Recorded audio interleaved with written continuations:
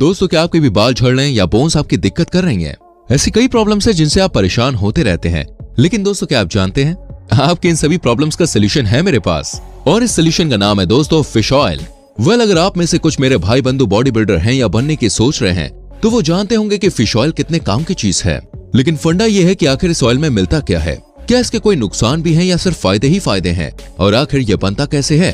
अगर आपके मन में ये सारे सवाल है तो इन सारे सवालों के जवाब आपको इस वीडियो में मिलेंगे। आज की इस वीडियो में हम आपको फिश ऑयल से जुड़े हर सवाल का जवाब देने वाले हैं। चैनल पर नए हैं तो प्लीज सब्सक्राइब करके बेल आइकन जरूर प्रेस करना।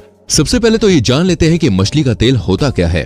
तो दोस्तों, जैसा कि नाम से ही क्लियर है, ये ऑयल मछलियों से बनाया जाता है। आप तो जानते हैं कि मछलियां हमारे लिए कितनी फायदेमंद होती हैं, क्योंकि दोस्तों इनमें बड़ी मात्रा में ओमेगा पाया जाता है। फिश ऑयल मछली के ऊतकों यानी टिश्यू से बनाया जाता है। फिश ऑयल में दोस्तों ओमेगा 3 फैटी एसिड, इकोसैपेंटिनोइक एसिड यानी EPA और डोकोसाहेक्सेनोइक एसिड यानी DHA होते हैं। भरपूर मात्रा में ओमेगा 3 होने की वजह से फिश ऑयल को ओमेगा 3 ऑयल भी कहा जाता है। अगर आप दोस्तों बाजार में जाएंगे तो ये ऑयल आपको सरसों के तेल या नारियल के तेल की तरह बॉटल्स या कंटेनर्स में नहीं मिलेगा, बल्कि फिश ऑयल हमें कैप्सूल्स के शेप में मिलता है, जो आपको कई तरह की जानलेवा बीमारियों से बचाने के साथ साथ बाल झड़ने जैसी समस्याओं से छुटकारा भी दिलाता है।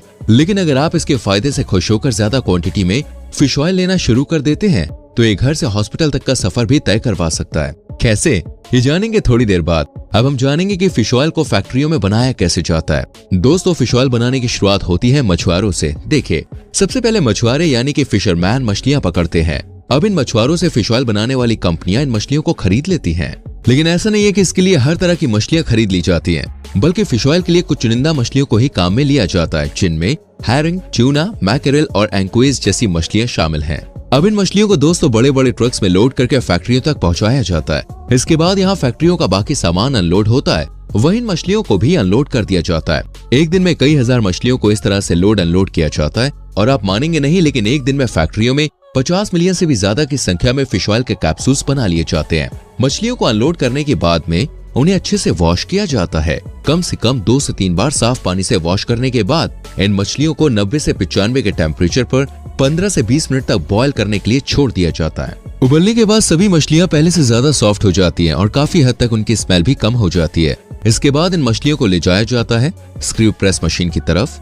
ये मशीन अब इन मछलियों का कचूमर बनाने वाली है, मतलब मछलियों को इस मशीन में डाल दिया जाएगा, जो इन्हें पीस का मलबे में तब्दील कर देगी। इससे होगा ये कि जब मशीन मछलियों पर दबाव बनाएगी तो उनका पानी जो है वो अलग हो जाएगा, और बचा कुचा आइटम जिसे एक तरह का केक कहा जाता है वो अलग हो जाएगा। पानी अलग दिशा में जाएगा, वहीं इस केक को एक अलग सेक्शन में निकाल लिया जाता है। यहाँ से दोस्तों इस केक को फैक्ट्री के ड्राई आउट सेक्शन में भेजा जाएगा। यहाँ कुछ स्पेशल मशीन्स के जरिए इसे लगभग 75 डिग्री पर सुखाकर एकदम बारीक पाउडर तैयार कर लिया जाता है। अब देखिए, जो सूखा पाउडर निकल के आया है उसे यहाँ से ट्रांसफर किया जाएगा ग्राइंडर्स की तरफ। ग्राइंडर इस चूरे को अपनी इच्छा अनुसार ग्राइंड करेंगे। इतनी गर्मी में गुजरने के बाद ये चूरा दोस्तों हद से ज्यादा गर्म हो जाता है, इसलिए दोस्तों यहाँ इसे कुछ समय के लिए ठंडा होने के लिए छोड़ दिया जाता है, ताकि ऐसा ना हो कि आग उगलने लग जाए। खैर, कुछ देर के बाद ये उस कंडीशन में आ जाता है कि अब इसे आगे की प्रोसेसिंग के लिए काम में लिया जा सकता है। इसलिए ठंडा करने के बाद इस पाउडर को भेजा जाता है सेग्रीगेशन सेक्शन में। ये सेक्शन दोस्तों सबसे इंपॉर्टेंट रोल प्ले करता है, क्योंकि यहाँ इस पाउडर में से जरूरी और गैर जरूरी पार्टिकल्स को अलग अलग कर दिया जाता है। यहाँ से गैर जरूरी पार्टिकल्स को तो रवाना कर दिया जाता है, और जो जरूरी पार्टिकल्स होते हैं उनकी क्वालिटी को चेक किया जाता है कि वो यूज करने लायक तो है ना। इस क्वालिटी को दोस्तों ऐसा नहीं कि कोई भी चेक कर ले, बल्कि जैसे किसी कंपनी के भरोसेमंद मुनीम जी को नोट गिनने का जिम्मा दिया जाता है, वैसे ही दोस्तों यहाँ भी कंपनी के सबसे एक्सपीरियंस्ड बंदे को ये काम सौंपा जाता है, ताकि काम में किसी भी तरह की कोई भी कमी ना रह जाए।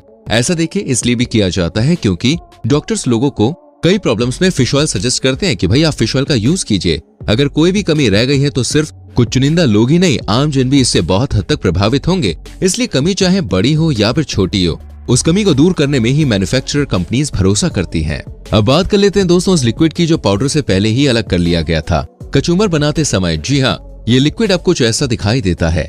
आप देख सकते हैं कितना गंदा है यार ये। इसलिए इसे सबसे पहले भेजा जाएगा भाई फिल्टर मशीन की तरफ। यहाँ से अच्छी तरह से ये फिल्टर होगा और जो कचरा है वो सब निकल जाएगा। फिल्टर होने के बाद ये लिक्विड जाएगा एक गर्म टैंक की तरफ। उसके बाद बढ़ेगा सेंट्रीफ्यूज टैंक की तरफ। इस टैंक के जरिए दोस्तों लिक्विड में से प्रोटीन, वाटर और ऑयल को अलग अलग किया जाएगा। अब जो प्रोटीन वाटर बाहर निकल के आया है उसके कुछ अलग अलग एंजाइम्स के साथ ट्रीट किया जाएगा। इसके बाद ये ऑयल जाएगा वेपोराइजर की तरफ, जो कि पूरी तरह से कंप्यूटराइज्ड होता है। वो क्या है ना भाई, इंसान देखिए झपकी मार लेता है लेकिन कंप्यूटर को भाई सोने का ऑप्शन ही नहीं दिया है, इसलिए। खैर दोस्तों, यहाँ से हमारे पास सॉल्युबल पेस्ट बचता है। इस पेस्ट में लगभग 35 से 40% तक प्रोटीन होता है। यहाँ तक लगभग पूरा प्रोसेस हो चुका है, बस अब बाकी है तो आपके घरों तक पहुँचने वाले कैप्सूल्स का काम। उसके लिए इस पेस्ट को कैप्सुलेशन एरियाज की तरफ भगा दिया जाता है। इस एरिया में होता यह है कि जेल की मदद से इन कैप्सूल्स को तैयार कर लिया जाता है।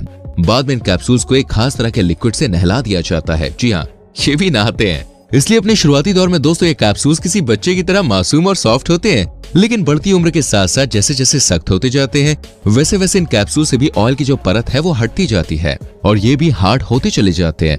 इसके बाद दोस्तों इन कैप्सूल्स को सुखाने के लिए छोड़ दिया जाता है, वो भी अच्छे खासे टाइम के लिए। सूखने के बाद मशीन्स की मदद से इन कैप्सूल्स की क्वांटिटी और क्वालिटी दोनों ही चेक की जाती है। जब ये कैप्सूल्स हर टेस्ट को पास कर लेते हैं तब इन्हें refined fish oil, blown fish oil, winterised fish oil और सल्फाइटेड फिश ऑयल जैसे नाम दिए जाते हैं। ये इनकी ग्रेड्स होती हैं। ठीक वैसे ही जैसे स्कूल में बच्चे को A+, A- ऐसा मिलता है ना, वैसे ही अब सब कुछ होने के बाद दोस्तों लास्ट स्टेप है जब इन्हें बॉटल्स में पैक किया जाएगा।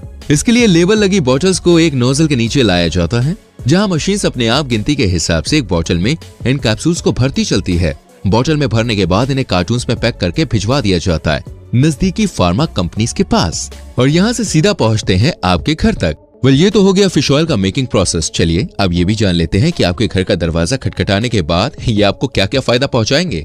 Number 1, heart problems.